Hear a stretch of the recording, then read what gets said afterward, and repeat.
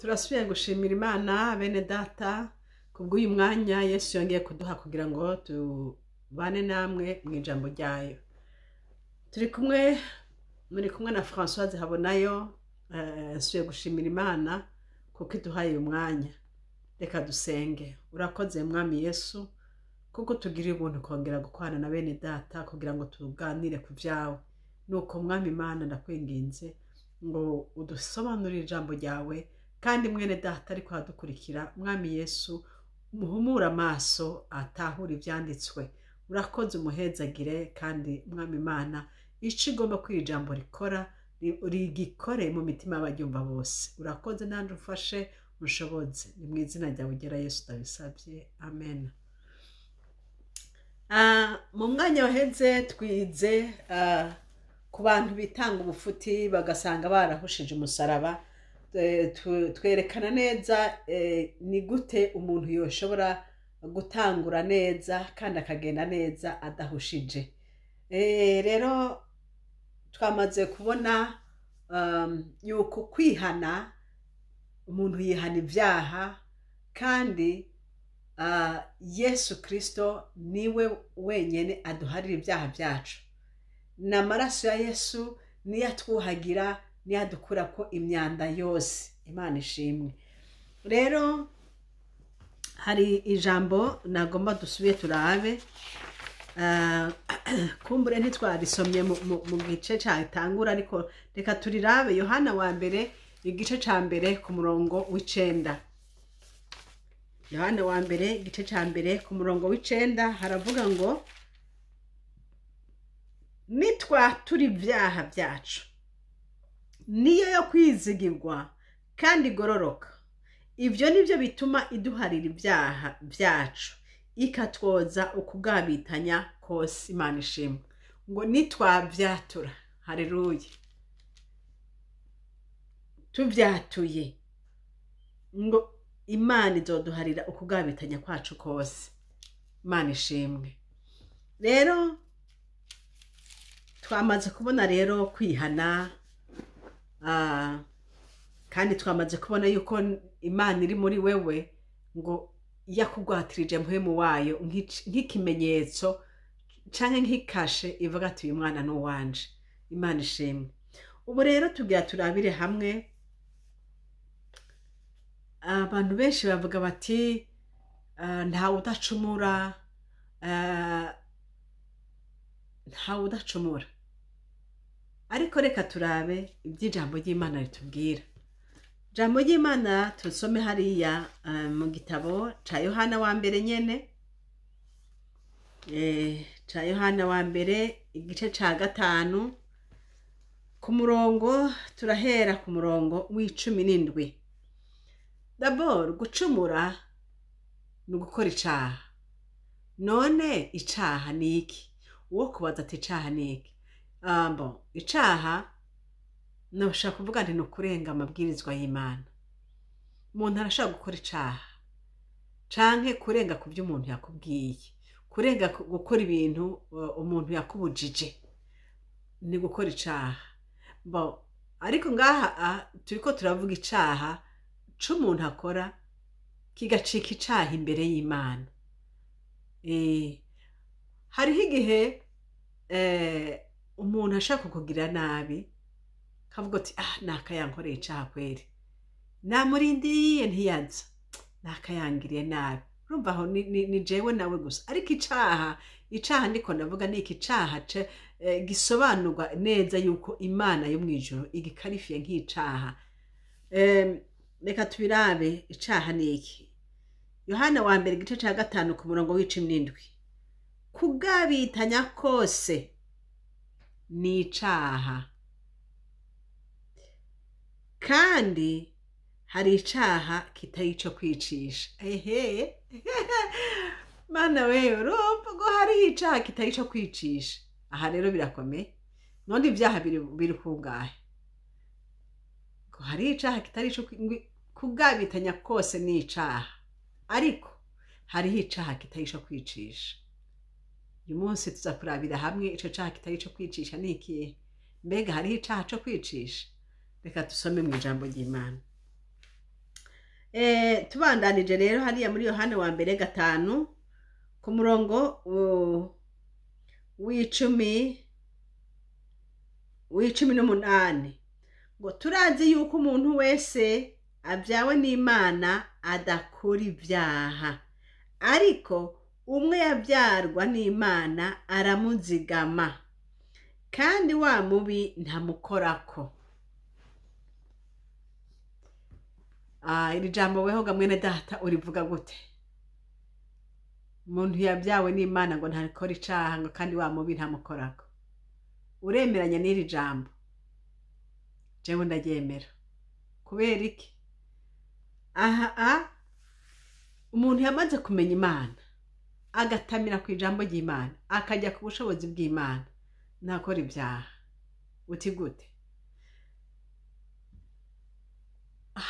Ntaga karorero ko kumfuvyi canke ntaga karorero kumupfakazi canke ntaga karorero k'umuntu yibana umugabo akaba ahandi kure batari hafi na hafi. Iyo umuntu yamaze kumenya Imana ushobora kuza umuntu akagomba kugukoresha ibyaha kubera yuko abona yuko umenga peut-être uri dans le besoin y'amafaranga, ukeneye amafaranga, ukeneye none rero ngwino dukwana ivyaha, ncandakurihira inzu, ncandakugurira biriya, ncandakugira gutya. Mu buryo busanzwe womenga byari vyiza uraronse inzira yo kubironka, ariko kuko wamenye Imana, ya Mana iba muri wewe, haleluya, ntishobora kukwemerera. Kubera iki? Umenye uti je ndi mu Kristo, ico citwa icaha c'ubusambanyi. Rero nanje narakijijwe, ubusambanyi ntabwo njamwo, nizeye Yesu, Yesu aravyanga. Imana ishimwe. Rya jambo wamenya wa Yesu ari muri wewe akaba aragukingiye. Mu gihe iruhande yawe hari uwundi muntu we wavuga ati nyihere iyo nzu, nyihere iyo modoka, nyihere byose, we wakavuga twende n'amahoro ni sawa. Ariko umuntu yamenye Imana, uyo we akoresha irivuga ryitwa kwirinda, irivuga ryitwa kuba maso. Aha rero niho dutandukaniye, niho iri jambo rivuga ngo wamenye Imana ntakora ivyaha, kuko wa wundi aba muri we amurinda. Imana ishimwe.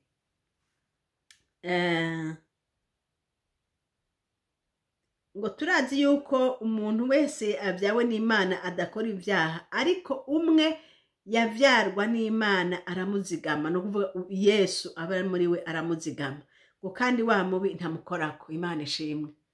Ni ukuri turashima Imana, ibi tugenda tubibona Imana iturenganya byinshi satani yagomba ko tugwamwo, mugabo Imana ikagenda iturenganya. Ariko hose ni kubera iki? Kubera yuko twagumye mu ijambo, twagumye muri we. Ariko iyo uvuye muri we, reka uca wikorera ibyo wishakira byose. Hanyuma ngo turazi yuko turabi Imana, kandi isi yose iri muri wa mubi. Niko bimeze, isi iri muri wa mubi. Murabibona namwe iyi si ngeri imeze. Ariko tuyirimwo, ariko turabi Imana. Yesu nahabwa icubahiro. Kandi tuzi yuko umwana w'Imana yaje akaduha ubwenge ngo tumenye iyo kuri, kandi turi mu y'ukuri, turi mu mwana wayo Yesu Kristo, niyo Mana nyakuri. Haleluya. N'ubugingo budashira. Imana ishimwe. Turi muri yo, turi mu y'ukuri, turi muri Kristo. Imana ihabwa icubahiro. Kandi turi muri Kristo tugenda tuneshezwa nawe. Ibitunaniza byose tugera tubimubarira akadutabara. Hanyuma rero iyo bishitse rero ugasanga hari icyaha cyakutsinze, wanyereye, niko novuga, wanyereye. Iyo wanyereye rero ugakora icyaha, tuvuga ugatuka umuntu cyangwa ugasanga kamere ya kera yagarutse kubera kudasenga. Iyo umuntu adasenga rero ivya kera hari aho bigira tendance yo kugaruka, ariko iyo wegereye Imana kamere igenda irapfa muri wewe. Rero iyo umuntu rero bishitse akaja mu ntege nke agasubira gukora ivyaha, aho naho birashika, niho hahandi tuca twihana tukatura, Yesu mbabarira, nasuye gutsindwa n'icaha c'ubusambanyi, Yesu mparira, amaraso yawe nanyuhagire, ukagenda ukihana, bica bikuvako. Imana ishimwe, kongera ukabandanya inzira. Ni nka kwa kundi ubonye impuzu yawe yacafuye ukagenda mu kiyo ukabibona, ntuce ubireka kugenda uraramanze, oya uca ugenda ahubwo ugahanagura ugakurako. Imana ishimwe, ukaca ubandanya urugendo. Uko niko tugenda muri Yesu. Yesu agenda dutabara. Iyo bishitse tukanyerera tuca twongera tukidimbika mu maraso ya Yesu. Ti mwami wanje mparira, aha hantu nagiye navuze nabi, aha hantu nirekuye, aha hantu nta kwirinda nacizemwo, aha hantu mwami Imana iherabo ku kuntu byangendeye. Ugaca usaba Imana ikakugirira neza. Hanyuma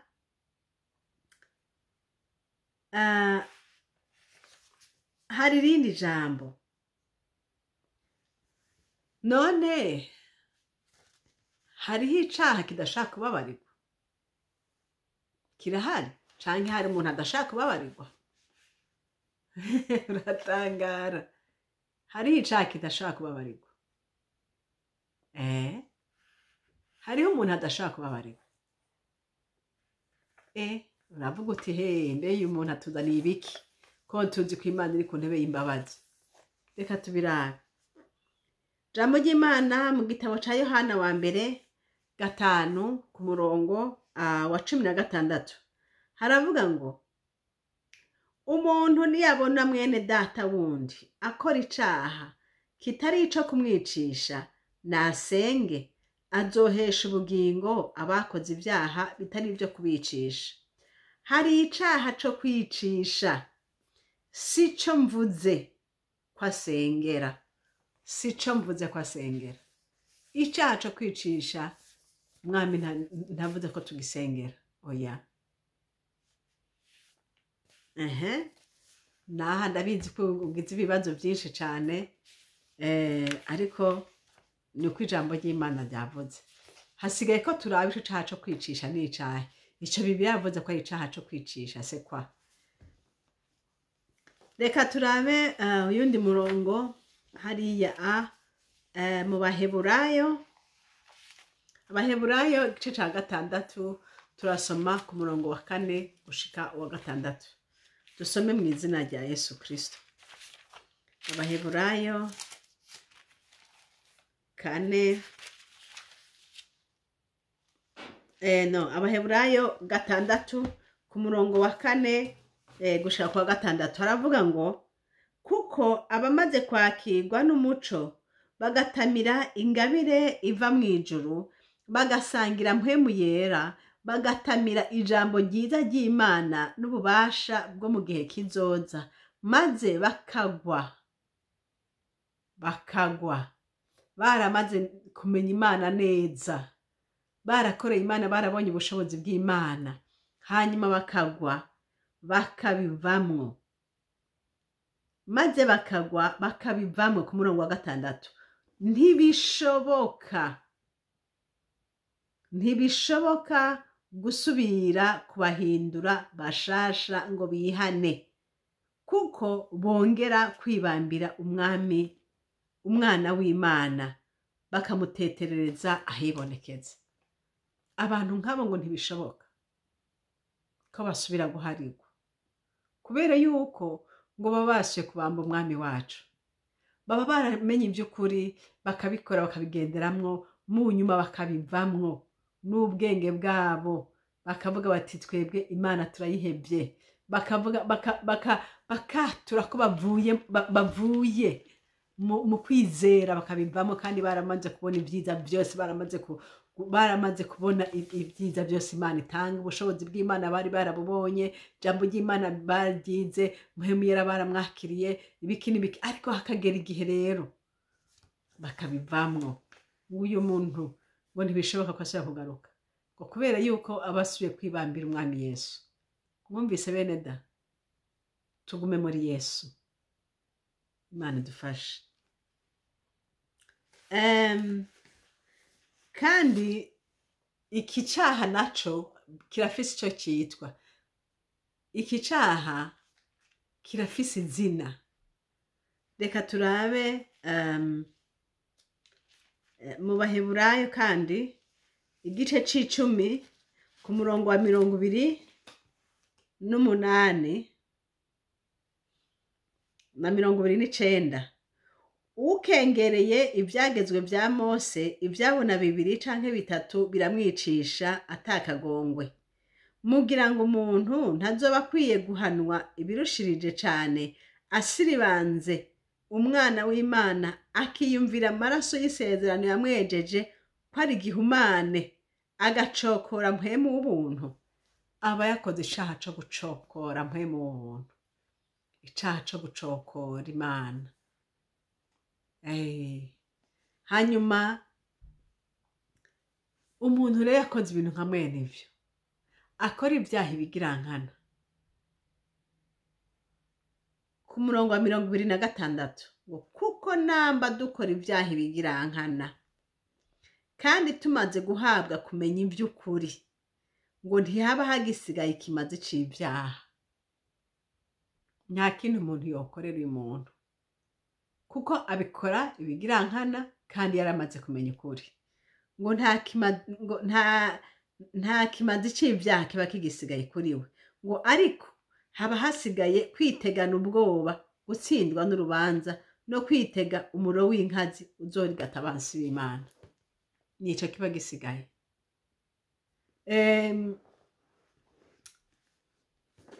Abasomye canke igitabo c'ingenzi nabo, hariho ahantu mu Kristo yariko aragenda arashika, wa wundi yagenda aramusobanurira, amushikana ahantu, amwereka umugabo yari afungiwe ahantu yicurikiriye cane, yicurikiriye kandi ababaye. Aramubaza ati wewe ubabajwe n'iki? Aramubwira ati jewe mfise agahinda kenshi kuko ndindiriye kuzoja mu muriro wa gihenomu. Ngo mu Kristo aramubaza ati none kubera iki? None ntiwoshaka kwihana ukabivamwo ko Yesu akiri ku ntebe y'imbabazi? Aravuga ati ntibishoboka, imbabazi zanje zarakinzwe, ntibishoboka kuko nari ndabizi ndabivamwo, kandi ni jewe nyene nabivuyemwo, ariko ndababaye kubera yuko nta kindi kindindiriye, nasubiye kwibambira umwami wanje. Rero n'imbabazi zarakinzwe kuri jewe, ntibigikunda ko nsubira kwihana. Mu Kristo aravuga ati ibi bintu birashoboka? Bishoboka gute? Aravuga ati nararogose kuri Mpwemu Yera, nararogose kuri Mpwemu, ntibishoboka ko nsubira kwihana, ndindiriye igihano. Ati iyo ndavyibutse numva mbabaye cane. Aho ni mu Kristo yariko. Mwibuke yuko igitabo c'ingenzi ni yerekwa yagize, ariko muri iryo yerekwa Imana yamweretse ama etape menshi cane. Abasoma igitabo c'ingenzi mwarabibonye. Rero ibi bintu ni ibintu vy'ukuri. Hariho abantu bamenye Imana, hanyuma rero bakabivamwo babizi, kandi bakabivamwo ibigirankana. Mpwemu Yera yaravuze, baramuhakana, donc byose babikora babizi. Ngo umuntu nk'uwo rero nta kindi kiba kigisigaye. Imana dutabare. Hariho uwundi muntu yitwa Paulo nawe yaravuze ngo ndashimira Imana ngo yangize ku mukozi wayo, ngo ariko ngo nagiriwe imbabazi, ngo naragiriwe ikigongwe, ngo naho nabanje kumurogotako, ngo no kumwambika ibara. Aravuga ati ariko naragiriwe ikigongwe kuko nabikoze ntabizi. Kiriya gihe nabikoze ntabizi, ngo kandi nabikoze ntarizera, niho nagiriye ikigongwe. Ariko attention kuri we uyu munsi, wirengagiza ivyuzi ugakora ibintu binyuranye n'ivyo wizeye. Imana igutabare. Imana igutabare. Turaba iryo jambo Timoteyo wa mbere igice ca mbere ku murongo w'13. Yesu we. Timoteyo wa mbere igice ca mbere ku murongo w'13 havuga ngo iki? Havuga ngo tuhere ku murongo wa 12 ngo ndashimira Kristo Yesu umwami wacu yabinshoboje kuko yanyiyumviriye ko nduwo kwizigirwa akampa igikorwa. 13 rero ngo naho nabanje kumurogotako kumuhiga no kumwambika ibara. Aca avuga rero ngo ariko naragiriwe ikigongwe kuko nabikoze ntabizi ntarizera. Wabikoze utabizi ukabikora utarizera Imana, urumva Imana irakugirira imbabazi. Ariko wirinde ntugakore icaha co kurogota kuri Mpwemu Yera. Kuko icaha co kurogota kuri Mpwemu Yera tuzobabarirwa habanamba. Turabe muri Matayo 12 ku murongo wa 32. Matayo 12 ku murongo wa 32 naho haratubwira ngo iki? Haratubwira ngo duhere ku murongo wa 31. Kubw'ivyo ndababwira yuko icaha cose n'ukurogota abantu bazobiharigwa. Mwumvise, icaha cose no kurogota abantu bazobiharigwa ibyo bakora. Ariko tubandanye, ariko ukurogota kuri Mpwemu ni icaha kitazoharigwa. Ukurogota kuri Mpwemu ni icaha kitazoharigwa. Bindi vyaho urashaka kubibarirwa, ariko kurogota kuri Mpwemu, ushaka urogote ku bindi birakunda, ariko ukarogota kuri Mpwemu Yera ntibishoboka gusaba kubiharigwa. Ngo umuntu wese azorogota ku mwana w'umuntu azobiharigwa, ariko uzorogota kuri Mpwemu Yera ntazobiharigwa, naho hoba muri iki gihe canke mu gihe kizoza. Umuntu arogota kuri Mpwemu Yera ntazobiharigwa, cane cane umuntu abikora abizi. Ariko bikoze utabizi nkuko Pawulo yabivuze ati naragiriwe ikigongwe naho nabanje kumurogota ko no kumuhiga, atariko naragiriwe ikigongwe kuko nabikoze ntabizi ntarizera. Nuko rero bene data munkurikira aho muri kw'isi yose, mugira umutima wo kwirinda, ntihagire umuntu akorokera muri iki caha. Niba waramaze kumenya ukuri kw'ijambo ry'Imana, niba waramaze kuzura Mpwemu Yera, niba waramaze kujya kuri Kristo ukabona ingene aryoshe, niba waramaze guhishurirwa Yesu Kristo mu bugingo bwawe, wirinde ntukamuhebe, wirinde ntukabivemwo. Kuko Satani arabizi yuko ashobora kubigukuramwo. Rero ube maso, tugabe, dusenga Imana. Nanone nta byo gutinya dufise kuko Yesu Kristo yaremeye ko azotugirira neza nitwamwemerera. Nitwamwemerera cane cane twambe tugavye kugira ngo wa mwansi ntihagire ibyo dukuramo. Kuko Satani wewe yamana de strategie kugira ngo agukure mu byo wizeye. Arashaka kuzana izindi nyigisho, akazana biriya na biriya kugira ngo agutere confusion muri wewe. Ariko tugume muri Kristo Yesu. Haleluya. Turi mu y'ukuri beneda, twamenye Yesu mwiza, twamenye Yesu w'ukuri. Yesu atanga ubugingo. Haleluya. Yesu atanga ubugingo, tumugumemwo. Ndakwinginga mwene data, tumugumemwo, ntumuhebe. Natangajwe n'umuntu numvise muri iyi minsi nawe ngo umukozi w'Imana yahora akorera Imana kandi yaramenye Imana, ngo mu nyuma ngo baca bamuha amafaranga, ngo uyu munsi ngo agenda aravuga ko atamana iriho kubera bamwemereye amahera. Umuntu rero ngo yariko aramwigisha avuga ati ariko ganaka n'ukuri n'ingene wahora warakiriye Yesu watubwiye neza ijambo ry'Imana. Baca bavuga ati niba ushaka ko musubira kugaruka muri ivyo bintu, shinga ishengero ngaha hanyuma ucungira umupasiteri hanyuma uzokwamo umpemba urabe ko ntabigarukamo. Uyo muntu wumva hari Imana yari yaramenye canke wumva uwo muntu atamaze kubivamo completely. Nta Imana dutabare. Rero ikigukura muri iyo Mana ntaco nomenya. Ico uriko urakurikirana inyuma ya Yesu nta kihari. Inyuma wanse Yesu sinzi ko ari ikindi kintu uzosubira kuronka co gutabara. Guma muri Yesu. Ibyiza vyose birimwo muri we. Muri we hari amahoro, hari umugisha, hari ibyo byose ukeneye. Ureke Yesu akurongore. Kandi si ibyo gusa. Umperuka ya byose azodutwara mu bwami kwa Data. Haleluya. Tuzobana nawe imyaka yose. Tunezeranwe nawe. Mwami Yesu rero abahezagire. Nababwiye nti hari icaha co kwicisha n'ikitari co kwicisha. Ndabisubiremo. Icaha co kwicisha nuko kurogota kuri Mpwemu. Kuko ubupfuye burundu ntuzosubira kuvyuka ukundi. Ngo uburindiriwe n'igihano ca gihano. Kuko bidakunda kusubira kugaruka ngo wihane. Uba warogose kuri Mpwemu Yera. Hari ikindi caha rero coco atari co kwicisha. Nibi bintu bidushikira ugasanga umuntu byashitse umuntu yaguye mu caha. Ariko ukagwayo atari uko ugomba kugumayo ugifise Yesu muri wewe. Ucizera Yesu. Ucizera Yesu ucugenda ugafuka mutima araso ya Yesu. Ntabara mwami Imana ntabara. Yesu aragutabara kuko uba ukimwizera. Ariko kurogota kuri Mpwemu ni guheba Yesu ntuba ukimwizera. Ntuba ukimwizera uba waramusohoye. Ni hahandi uvuga uti nta Mana iriho. Urumva aho kuri ivyo ico gihe ntibikunda kuko wari warayimenye. Ariko uri atari bwayimenye.